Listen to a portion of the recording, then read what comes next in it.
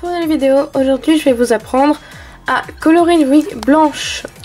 Alors tout d'abord il vous faut une wig, un verre d'eau, enfin là il n'y a pas d'eau mais vous avez compris, des pastels sèches, une cuillère. Oh, bonjour moi-même. Cette wig n'est pas totalement blanche mais c'est pas grave, ça marchera quand même, vous inquiétez pas.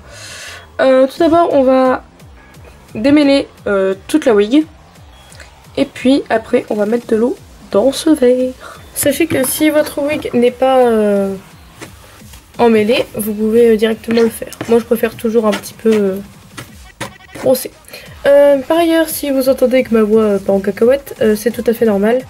C'est parce que je suis malade, mais je voulais faire cette vidéo parce que ça faisait longtemps que j'avais pas sorti de vidéo. Voilà. Merci, petite voix de malade. Voilà la wig.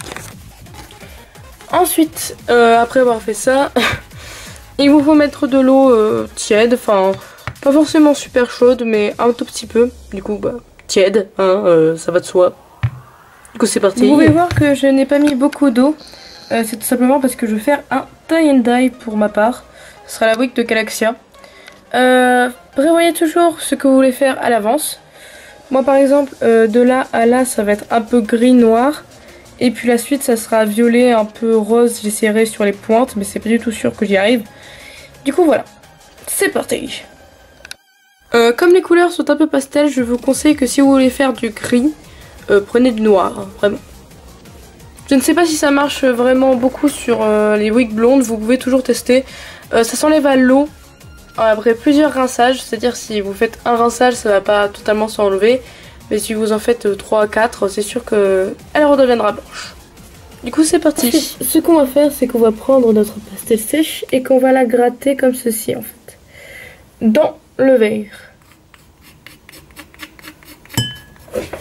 Hop. N'hésitez pas à en mettre assez. Ma main est dégueulasse, oui. Voilà ce que ça fait. Et on va mélanger avec notre cuillère. Bonne journée. Et l'eau va devenir un peu noirâtre. Rajoutez-en si vous pensez que c'est pas assez noir. Moi je pense que je vais en rajouter un petit peu. C'est ce que je fais. Une fois que votre couleur vous convient, eh bien vous allez commencer à introduire la wig dedans.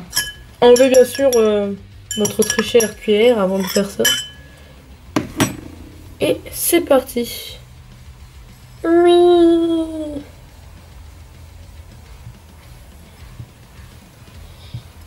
Et voilà.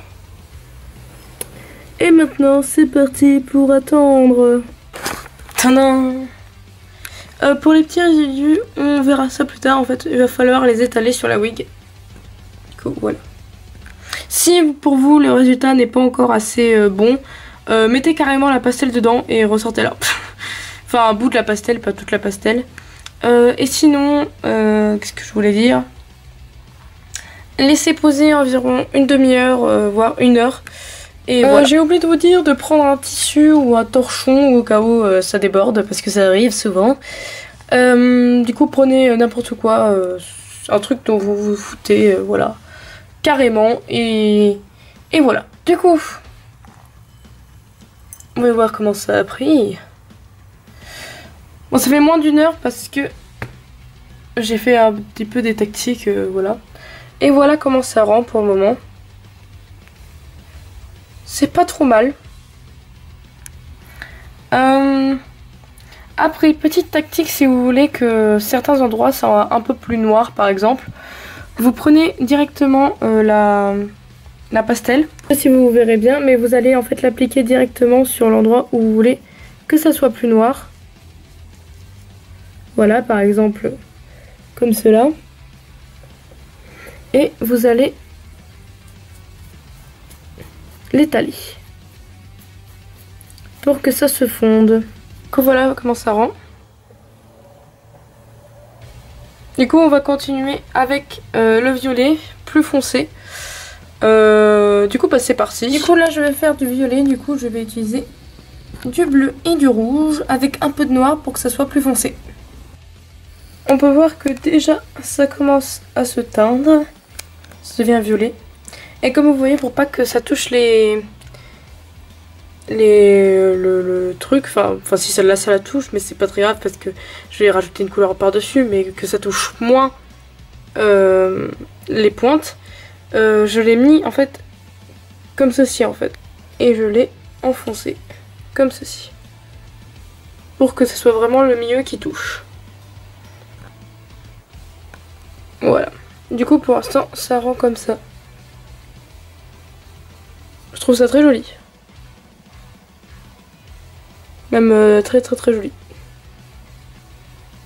Donc voilà. Voilà ce que ça rend pour le moment. Bon, on voit pas très bien. Mais il y a pas mal de violet qui est vraiment très joli. Je sais pas si on verra bien. Mais ouais, c'est franchement joli pour le moment.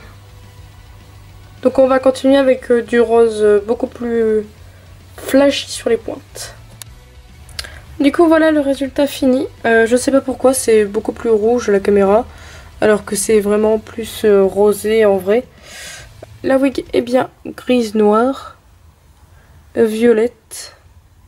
Je sais pas pourquoi ça fait des reflets punaise de bleu, mais alors qu'il n'y en a pas. Et rose. Du coup on va le sécher, enfin on va le laisser sécher en fait. Et puis après on va le laver et le démêler. Du coup voilà, on voit beaucoup mieux au soleil les couleurs. On voit bien que c'est bien gris, puis violet, puis plus rougeâtre. Voilà. Du coup là je vais laisser sécher. Alors pour vous dire, vous n'êtes pas obligé de relaver la wig. C'est juste moi qui préfère. Et de préférence, ne le faites pas de suite après que ça ait séché. Comme ça la wig s'imprègne bien de la couleur de la pastel. Voilà. Personnellement, moi avec mon autre wig que j'ai fait, que je fais quoi avec cette wig là, bon on voit pas beaucoup les nuances. Je l'ai lavé après environ, allez, bien 2 semaines. Et du coup les couleurs se sont moins enlevées. Elles sont quand même un petit peu enlevées mais beaucoup moins. Et la wig est toute douce. Voilà. Et après si vous voulez garder vraiment l'intensité de la couleur, je vous conseille de ne pas la laver directement. Et même jamais.